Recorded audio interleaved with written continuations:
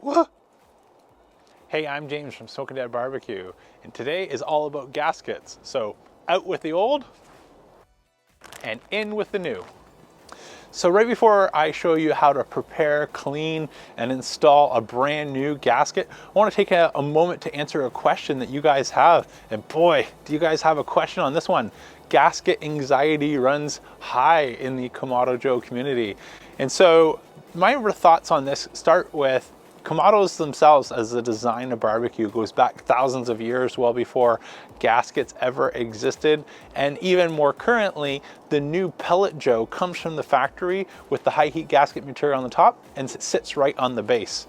And ever since I saw that, I've been waiting for the day to find out what would happen when our gasket is off, like it is now, and we were to light a pellet tube and provide a lot of smoke. Would we get any leaks, or is the gasket design itself a little bit overkill for what we actually need in our Kamado Joe? I'm still gonna go ahead and install the fresh one no matter what, but why not take the 30 seconds here and do a quick experiment and find out how good is the seal with half our gasket material before getting back to our regular scheduled program on how to prep, clean, and install a brand new gasket on your Kamado Joe. Okay, so the game plan here is to take a pellet tube smoker. I've added some pellets. I'm gonna go ahead and just fire that up, blow it out once it's smoldering, and see if we get any smoke leaks with only half the gasket installed, so our top band. Let's go ahead and fire this up.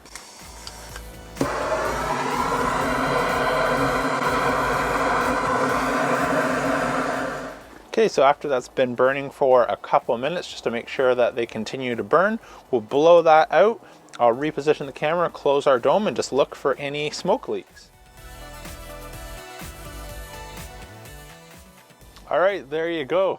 No smoke leaks. I went all the way around the outer band, and as you can see, we've got the smoke flying out the top of our Kamado, but one band seems to be more than enough. So I've already ordered the part. I'm not going to change my game plan. I was curious, like I said, a 30-second distraction / entertainment. Let's get back to cleaning this out. We'll turn off our pellet tube smoker here and go ahead and start to prep our surface and install our band. Okay, so the first step is to clean and prepare our surface so the new band will adhere to that. So we're going to want to get this leftover felt material, if it hasn't already fallen off. And so to do that, I've got a bit of a sanding paper block as well as a scraper here that we'll be able to work along the edge until we have that clean. And then I'm going to grab some acetone and paper towel and just wipe that to make sure we've got a great surface. So I'll take you fast forward while we get our ceramic dome base ready to accept a brand new band.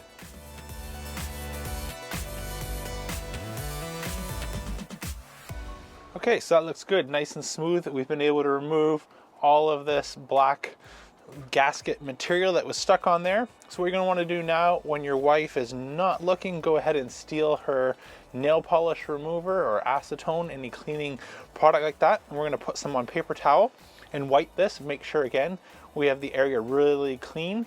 This will evaporate in about 2-3 minutes after, and so we'll just let this dry before starting to move on to step 3, which is installing our new gasket. Once again, I'll take you fast forward.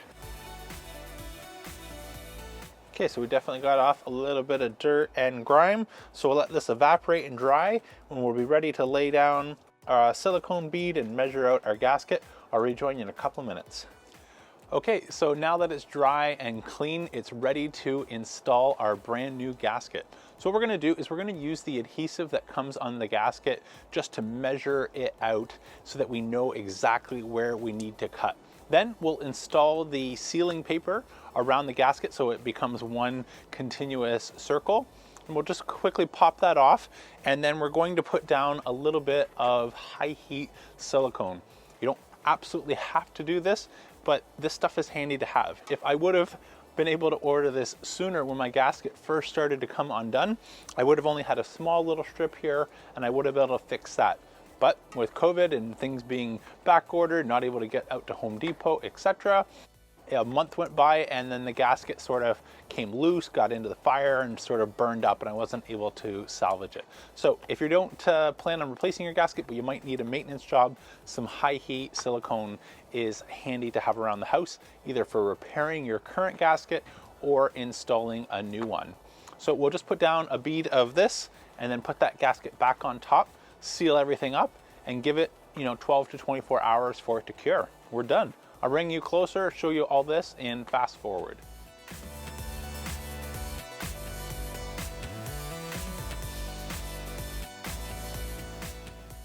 And just like that, we're done. So literally only a couple minutes. And so you don't have to, again, add the silicone. It's just that extra little step to help give you that protective barrier.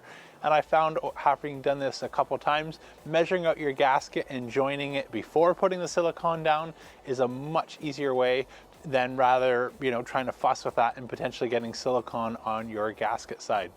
So the rest is just letting it sit, and then we're ready to go ahead and give it a heat cycle. So minimum sort of 12 hours here. If you can do the 24 in a full locked state, even better. And after that, you're ready to go. Anyways, I hope you really enjoyed today's video. If you did, please let YouTube know by smashing that thumbs up button, and let me know by hitting subscribe to catch future videos. Hope you really like this one. Until next time, I'm James from Smokin' Dad Barbecue signing off. And remember, don't be afraid to fire it up.